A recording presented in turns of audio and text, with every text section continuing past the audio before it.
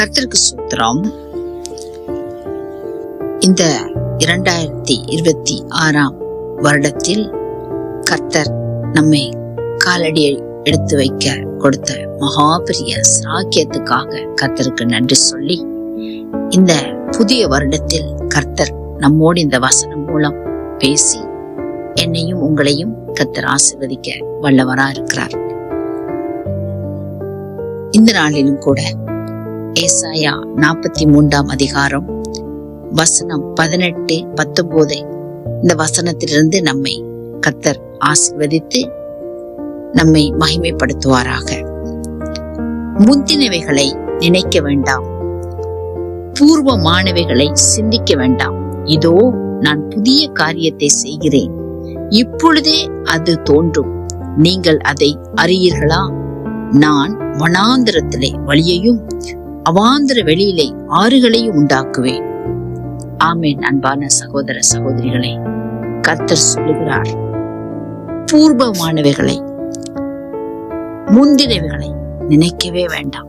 கடந்த வருடத்துல என்னெல்லாம் நமக்கு கசப்புகள் நடந்துச்சு, கடந்த வருடத்துல என்னெல்லாம் நமக்கு காயங்கள் பட்டுச்சு, நம்ம யாரெல்லாம் காயப்படுத்தினாங்க, நம்ம யாரெல்லாம் துக்கப்படுத்தினாங்க, நமக்கு என்னென்ன வேதனையான சம்பவங்கள் வந்துச்சு, எந்தெந்த இடத்துல அவமானப்பட்டு நின்றோம், எந்தெந்த இடத்துல நமக்கு ஆசீர்வாத கதவுகள் அடைக்கப்பட்டுச்சு, யாரெல்லாம் நமக்கு இடையூறா நின்றாங்க, அதெல்லாம் நாம் சிந்திக்கவே கூடாது. அததான் அந்த வார்த்தை சொல்லுது, பூர்வமானவைகளை சிந்திக்காதீங்க, கடந்ததை சிந்திக்காதீங்க. இந்த புது வருடத்துல நான் உங்களுக்கு புதிய காரியத்தை செய்வேன், அது இப்பொழுதே செய்வேன், அது இப்பொழுதே இந்த வருஷத்துல, இந்த நாட்கள், இந்த நிமிஷத்துல செய்ய வல்லவர் அவர் கர்த்தர். அவரால கூடாத காரியம் ஒன்றுமே இல்லை. என்னென்ன காரியங்கள் நம்ம கர்த்தர் நமக்காக வைத்திருக்கிறாரோ அதை எத்தனை பேர் தடை செய்தாலும், எத்தனை தீய சக்திகள், எத்தனை பெரிய பெரிய ஜாமான்கள் அதை தடுத்தாலும் கர்த்தர் அதை செய்ய வல்லவரா இருக்கிறார். உங்களுக்கும் எனக்கும் கொடுத்த காரியத்தை, திட்டங்களை கர்த்தர் அதை செய்தே தீருவார், இப்பொழுதே செய்வார். அவர்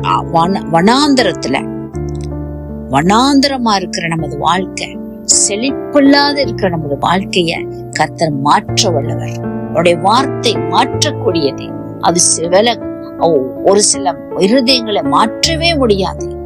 கணவன் ரட்சிக்கப்பட்டிருந்தா மனைவி ரட்சிக்கப்படல, மனைவி ரட்சிக்கப்பட்டிருந்தா கணவன் ரட்சிக்கப்படல, பிள்ளைகள் ரட்சிக்கப்படல, வாலிப பிள்ளைகள் மூர்க்கமா நடந்துக்கிறாங்க, கீழ்ப்படியாம இருக்கிறாங்க.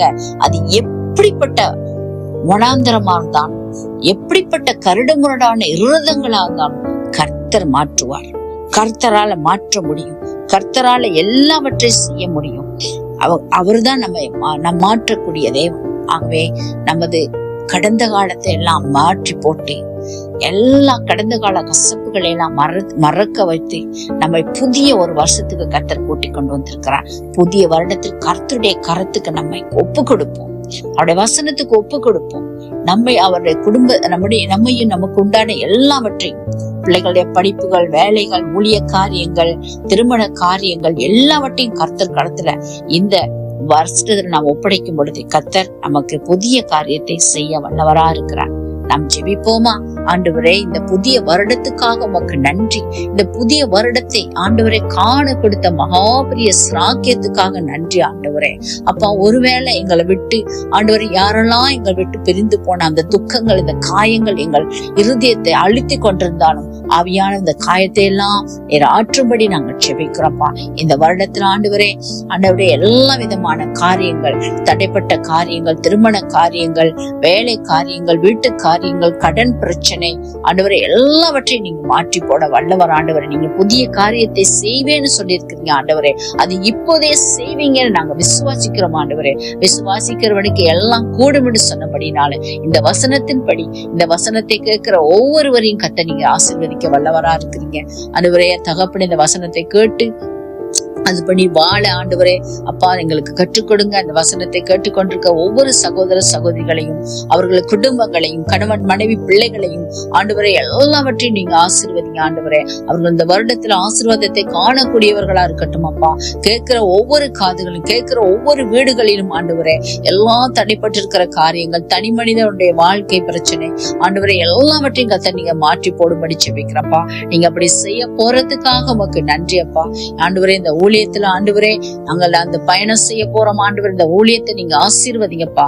இயேசுப்பா உமக்கு கோடா கோடி நன்றி. இயேசுவின் நாமத்தினால உமது கரத்துல எல்லாவற்றையும் இந்த வருடத்துல செய்ய போற எல்லா காரியங்களும் ஒப்படைத்து ஜெபிக்கிறோம் என் ஜீவனுள்ள நல்ல பிதாவே. இந்த வசனத்தை கேட்கிற எனது அன்பு சகோதர சகோதரிகள், உங்களுடைய விண்ணப்பங்களை மறக்காம இந்த சேனல்ல பதிவிடுங்க.